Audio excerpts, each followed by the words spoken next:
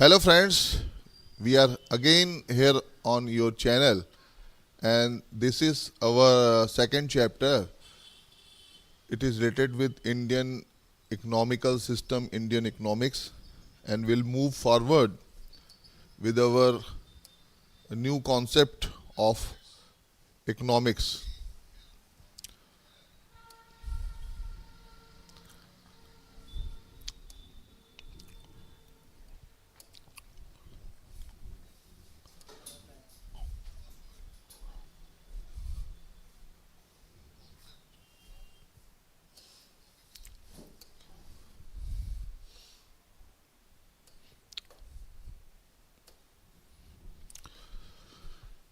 In previous chapter, we uh, discussed about the economics and economic system which was prevalent before the independence, and we got some major factors how we became backward in economical system and how Britishers they got power from our resources and ruled over the world.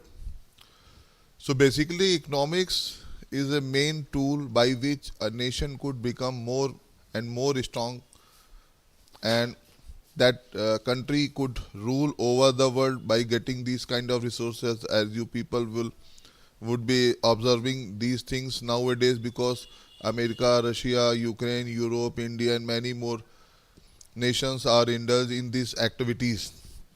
So this is our introduction how we developed our economy and what happened after the independence.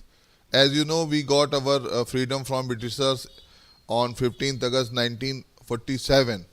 That was the date, 15th August, very important date for us, 1947.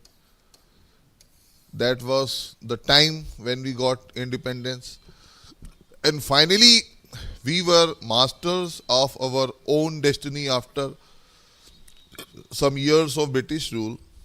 The job of nation building was now in our hands. The leaders of independent India had to decide, among other things, the type of economic system. Types of economic system. Economic system. There are many types of economic system. Many types of economic system. And how and what economic system was suitable for our nation? A system which would promote the welfare of rather than a few. Welfare of. So this is the reason our constitution, our nation is known as the welfare nation. So welfare of all, yeah, welfare of most of the people, all, rather than few. This was the principle. This was the principle given by Bentham, Jeremy Bentham, the great philosopher. So there are different types of economic system, and among them, socialism appealed to Jawaharlal Nehru the most. Socialism. Socialism is a type of economical system or economic system, is a type of political system, is a type of all types of systems like distribution of resources, the handling of resources, the controlling of the resources. Many things are there in socialism. So this is a kind of philosophy which carry the idea of economics also. And Jawaharlal Nehru ji was the first Prime Minister, we all know. He was really influenced by this system because socialism was the system by which all the people would be considered the same as by nature, would be considered as equal before the constitution, before the law, before the nation, and no discrimination on the basis of getting low or high things. So that was the thing which appealed the Jawaharlal Nehru ji, Jawahar Lal Nehru, right? And he believed that the distribution of resources should be suitable to all people of India. No discrimination should be there. No strong appeal would degrade the demand of poor, the demand of weak. So that was the thing. So, however, Jawaharlal Nehru ji was not in the favor of the kind of socialism established in the former Soviet Union. So, the Soviet Union, USSR, he believed in communism, and communism is a bigger concept than socialism. We'll discuss later when we will talk about the idea of philosophers, the idealism, right? So Jawaharlal Nehru did not consider the pattern and the type of economy prevalent in USSR. He believed in socialism. Socialism has many types of socialism. We'll discuss later. So here Jawaharlal Nehru ji believed in the type of socialism. In Soviet Union, where all the means productions, for example, all the factories, all the farms, those things were controlled by the government. That was prevalent in Soviet Union. Factories, farms in the country were owned by the government. That is happening in China also. You may observe that. So it is not possible in a democracy like India for the government to change the ownership and the pattern of the land and other properties of its citizens, because we had many states, many types of monarchy, many types of kingship theories. So it was not suitable at that time, because if we adopted or we tried to adopt that kind of system in India, there would be another report. So that was the problem in India.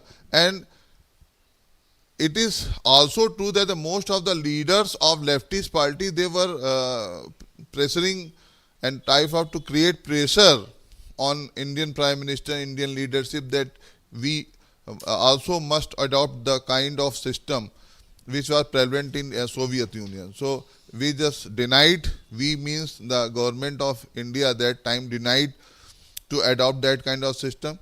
And in that way it was done in the former Soviet Union.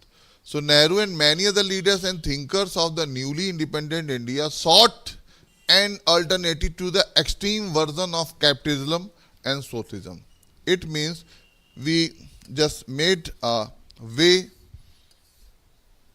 between the two concepts. One was capitalism. Capitalism.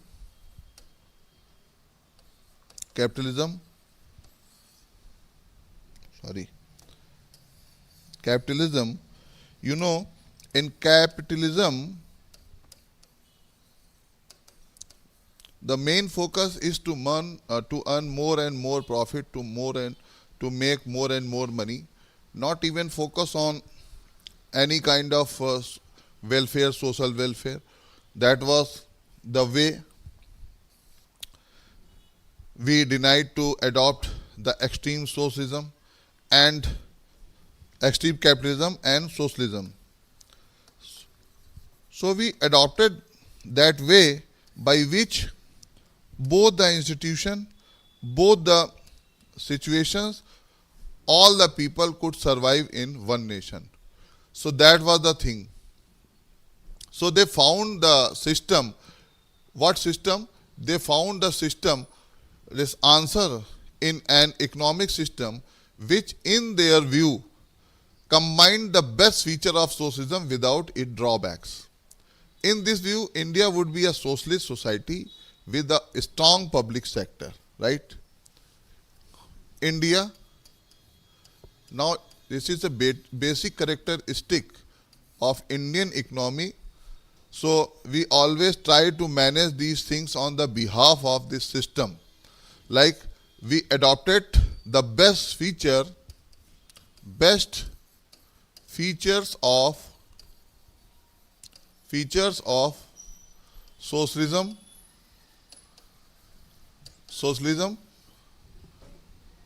as well as we are holding the hands of public sector. So both sector, they help each other, they promote each other, and both the ideologies in these terms are promoted by each other. This is the thing, right? Because we have vast population, so it is not easy and suitable to provide employment and economics to all people. So every sector must help the Indian economy, the Indian society, as well as our nation interest, right? So we adopted that kind of middle way. So India would be a socialist society with a strong public sector, but also with private property and democracy. The government would plan for another thing. So, strong private property and democracy, strong private property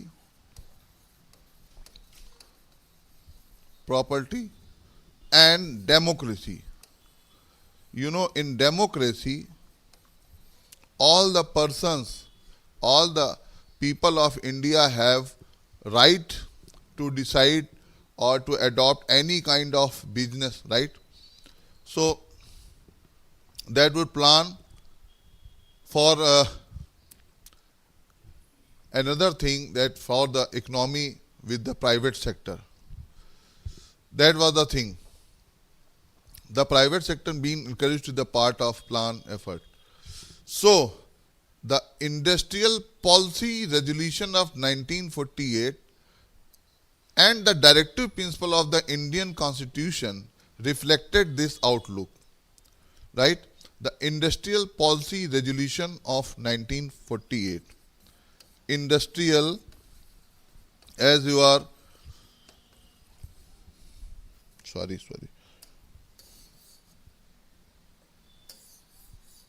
industrial, when we say industrial policies, it means government would focus on industry to make available for the businessman, for the nation, for the demand of the nation, for the income of the nation, both the things. The Industrial Policy Resolution 1948 and the directive principle of Indian Constitution reflected this. DPSP reflected this outlook. In 1950, the Planning Commission was set up with the Prime Minister as its chairperson. The era of 5-year plans had begun. So, era of 5 years plan. 5 years plan. It consisted of Planning Commission. Planning Commission, the term Planning Commission is reflecting, so it means there would be a planning to promote everything what was considered necessary. So, what the things was commission considered necessary? The education, the primary sector, the secondary sector, the industry, everything was considered, right? So that was set up in 1950. The question is here that in which year the Planning Commission was set up. So that was the thing. And the Prime Minister as his chairperson, Who would be the chairperson? Prime Minister. Prime Minister. Prime Minister would be the chairperson. Chairperson. Chairperson. Right? So another question is, who was the chairperson of Planning Commission? As you know, this department has turned into another department. And the tenure of the system was 5 years, as you are observing or explaining here. So three things are there. So the concept of Planning Commission was to make ready the system, the plan for nation for 5 years. Now we'll talk about the goals of the 5-year plans. What were the goals of 5-year plan? This is the another thing. The goals of 5-year plan. The goals of 5 years plan. Goals of 5-year plans. Goals are always in a plural sense. There are many goals, but a plan should have clearly specified goals. The goals of 5-year plan were growth, number one, growth, B, growth of every sector, every person, every department, and some focus department also. Modernization. Modernization means to use the techniques, the use of technology, to use the tools, the reform the society, the reform the economics, the reform the science. All the institution should change and update accordingly. Self-reliance and equity. See, self-reliance. And I am talking of self-reliance in agriculture, in industry, in demand, everything. So reliance. And fourth and last thing is equity. Equity. Right? Equity of private people, partnership, equity of man, equity of resources, equity of everything. Right? So equity. This does not mean that all the plans have given equal importance to all these goals, because in 5 years you can't focus to the all sectors. 5 years is that time when we had not so much money, when we had not so much cooperation of the world, and the world was also struggling after Second World War. So that was the thing, how India faced the struggle, how India faced the difficulties, as we were dependent to other things. So due to limited resources, a choice has to be made in each plan. So why we have no plan for equal importance to these goals? Because due to limited resources, a choice has to be made in each plan.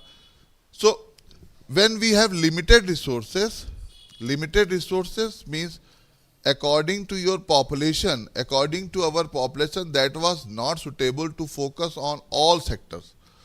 So when we talk about that, in each plan, which of the goals is to be given primary importance. So nevertheless, the planners have to ensure that as far as possible, the policies of the plans do not contradict these 4 goals. So we'll learn how the goals of planning some detail. So first of all, we'll discuss goal of all these things. So first was growth. Growth. Growth means what? It refers to increase in country's capacity to produce the output of goods and services. To produce the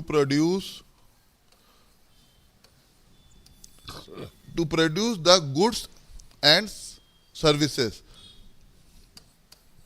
The goods and services. That is the first point of growth. It implies either a large stock of productive capital, larger stock of productive capital, or a larger size of supporting services like transport and banking, right?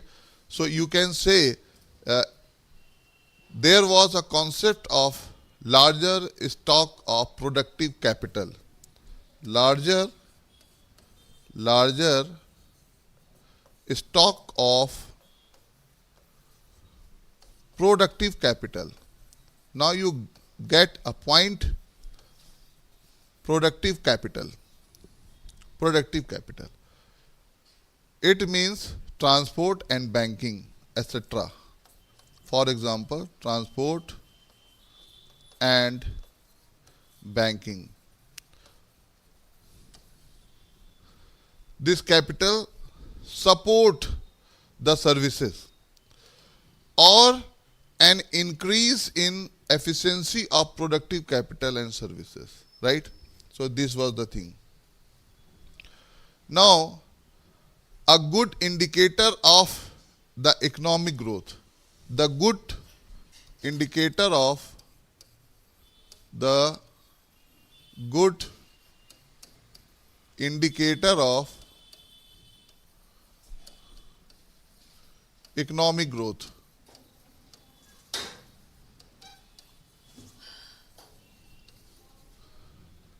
The good indicator of economic growth. When we say the good indicator, it means how many indicators we have of economic growth, right? So there are many things. In a language of economics, is the when we say the good indicator of economics is steady increase in the gross domestic product. That is the good indicator. Steady increase in the gross domestic products. Steady increase in GDP. GDP. Later we'll discuss the whole concept of GDP, right? But formally the GDP is the market value of final goods. GDP is the market value of goods and services. Formally, goods and services, the formal concept of this thing. And goods and services produced in the country during a year. Produced in a country in a year. This is the concept known as GDP. The value of all goods, like what we have, our foreign reserve, how many resources we have, the value of all those things. So we studied this concept in class 10th, and later we'll also discuss of these things. So we can think of GDP as a cake, and growth is increase in the size of the cake. We discuss the concept of cake and growth. So the GDP as a cake, it means is how the GDP is larger and bigger, the growth is larger and bigger. So there is the concept of cake. This is the kind of candles we are putting here, not the real, I am not an artist. The cake. How the cake is bigger, the cake is bigger, the cake is bigger, then the GDP is bigger accordingly. Bigger accordingly. That was the concept of cake and growth. If the cake is larger, more people can enjoy it. The participation of the people. More people can enjoy if the cake means GDP. GDP is bigger. For enjoying the most of the things in life, we must have the great GDP, as our GDP is growing day by day, year by year, month by month. So that was the thing. So it is necessary to produce more goods and services if the people of India enjoy. We are talking about first 5-year plan. We are talking about first 5-year plan. First 5-year plan. So produce more goods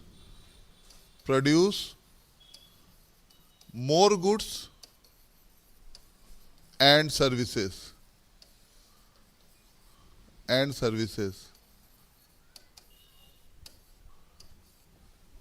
If we think that our people would enjoy more and more thing, or a more rich and varied life.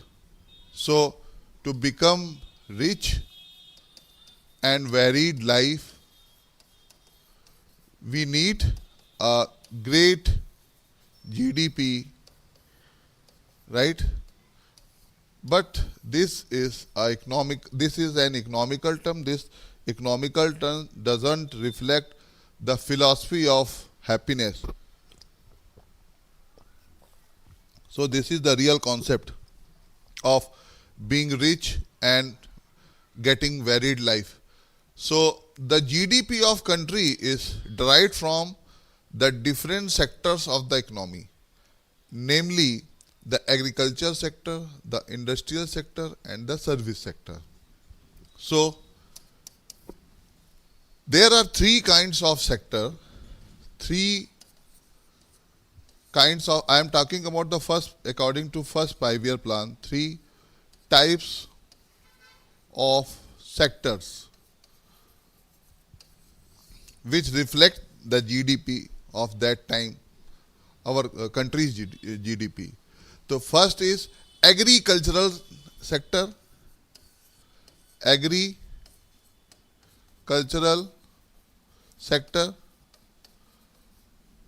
Second is industrial sector.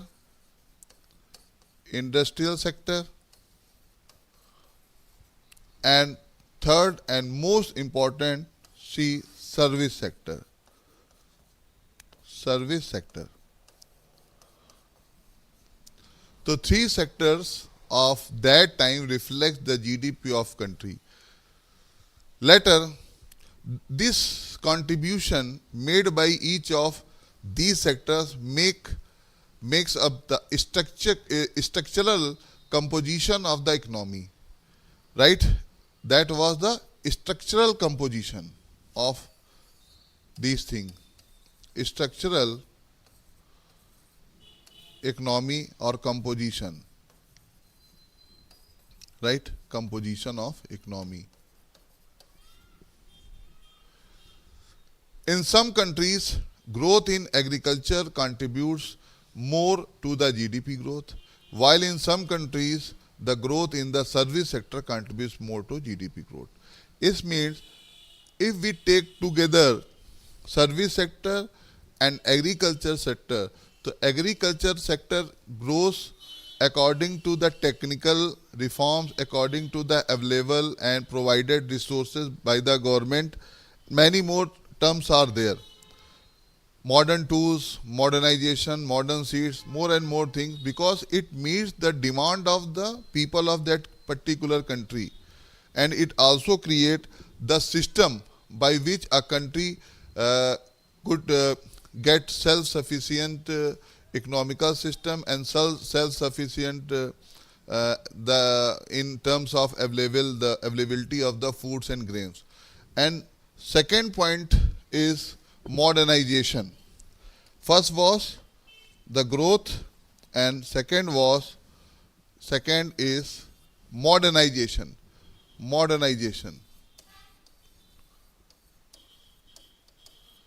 Modernization is the second term we are using.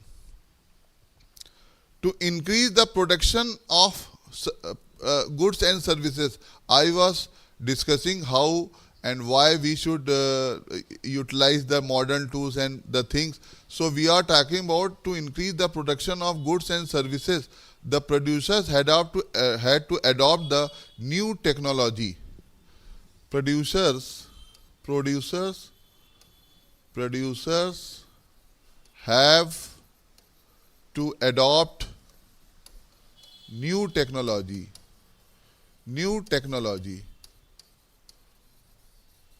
You know, the concept of modernization always reflect the end of the previous tools, previous things, and the adoption of new things. That is always modernization, because the concept of modernization depends upon the adoption of new tools, and which are and which would be prevalent to the society and the demand of the nation and the demand of the world also. That's the thing, right? So producers have to adopt new technology. For example, a farmer can increase the output on the farm by using new seeds varieties instead using the old one. So new seeds variety for farmers, right? That is also the concept of modernization in terms of agricultural reforms. Similarly, a factory can increase output by using a new type of machine. So for factory, new type of machines. Yesterday we discussed about the light machine and the heavy machines. Light machine are used for primary things, and heavy machine is the big processing unit, right? So is for factory. If we are talking about the modernization of country, and modernization of country might be varied accordingly and varied with the countries of the world, because some countries would be so advanced in technology, some countries would be backward in technology. So that's the thing.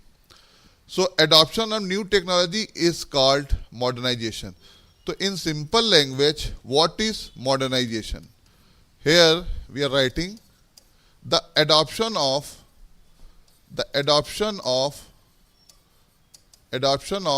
new technology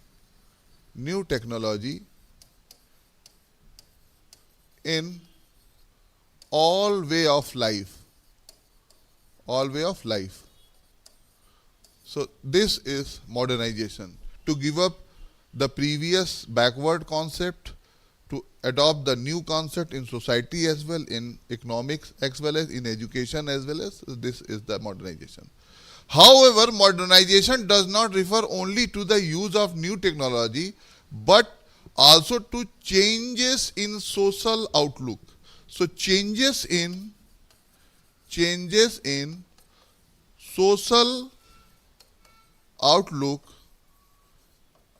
is also considered in terms of modernization. When we use the term social, it means there are various persons, various terms like the women, the children, the marriage, everything which is connected with our daily life. So when we get changes in social outlook, such as recognition that women should have the same rights as men, then men and women,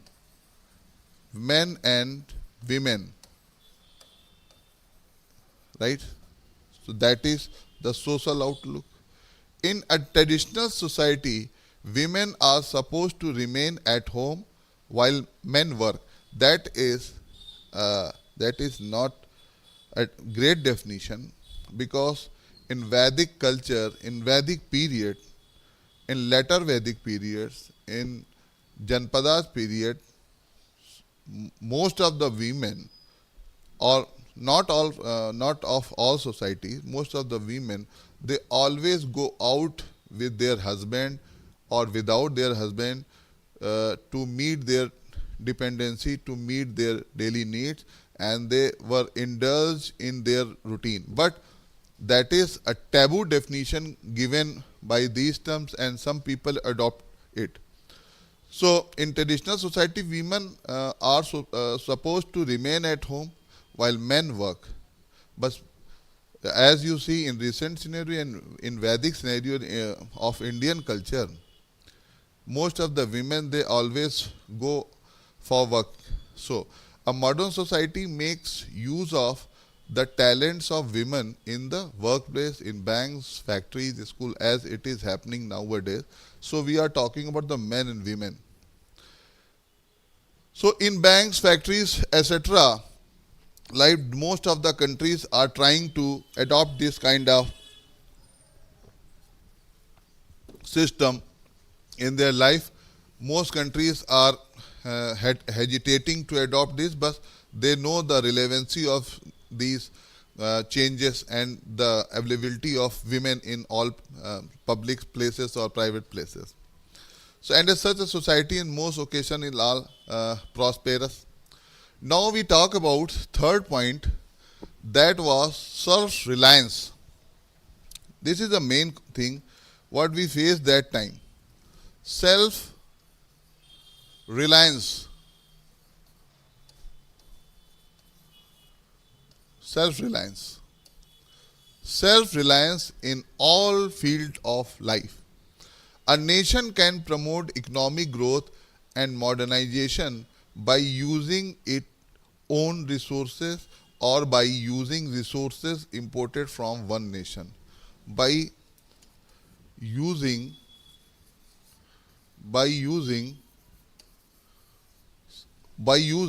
technical things, modernization, everything, but we must have great resources. By using resources. If we have not the ample quantity of resources, we would have to get from another nation. So this is the main concept behind the war also. The first 7-year plans, the first 7 5-year plans gave importance to self-reliance. So 7 5-year plans, 7 5-year plans. It means at least more than 35 years, the time period of 35 years. So they gave importance to self-reliance. To self-reliance. First 7 5-year plans. Which means avoiding imports of these goods. Avoiding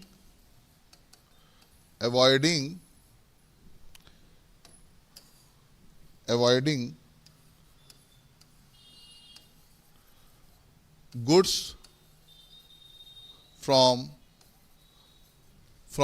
other nation, from other governments. So because like when we are getting more and more oil, crude oil from other nations, we have to pay in dollar, and dollar always growing up, and we face महंगाई, we face everything accordingly. When we say there is hike in prices, so there is always cost of, also the main cost of exporting, of importing the things.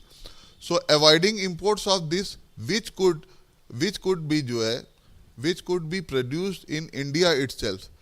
The policy was considered a necessary in order to reduce our dependence on foreign countries. So third is reduce. To reduce, what reduce? To reduce the dependency, right? Our dependence on foreign nations. Third point is this. So this is the concept of self-reliance. It is understandable that people who were recently freed from foreign domination should give importance to self-reliance. Further, it was feared that dependence on imported food supplies, foreign technologies, and foreign capital may make India's sovereignty vulnerable to foreign interference in our policies. If we take some assistance from our countries, foreign countries, they would always try to interference in our policies. That was the thing why we denied to take most of the things from another nation. Now we'll talk about the fourth point, that is equity. Equity. Equity is a term which is always used in all aspects of life. Equity. Growth, modernization, self-reliance by themselves may not improve the kind of life which people are living. So this is the system when it focus on kind of life which people live. Which people live. How many people live their own life accordingly as they want to live? People live. Kind of life. The most modern technology developed in the country itself and also have most of its people living in poverty. Technology is there, but people, most of the people were in poverty. In poverty. So what we have to decide, what we adopted to reduce the poverty in our life, to produce the poverty in our nation. So it was important to ensure that the benefits of economic prosperity reach the poor section as well as instead of being enjoyed only by the rich. So we are talking about the benefits of economic prosperity should be reached to the poor section. So prosperity should be reach to the poor as well as rich. I am talking about the distribution of resources, the distribution of things what nation was developing, right? So many things were there. I am talking about not only one thing. So in addition to growth, modernization and self-reliance, equity is most important. Every Indian should be able to meet his or her basic needs of life. Basic needs of life. Basic needs of life like food, house, education, health. So basic needs of every person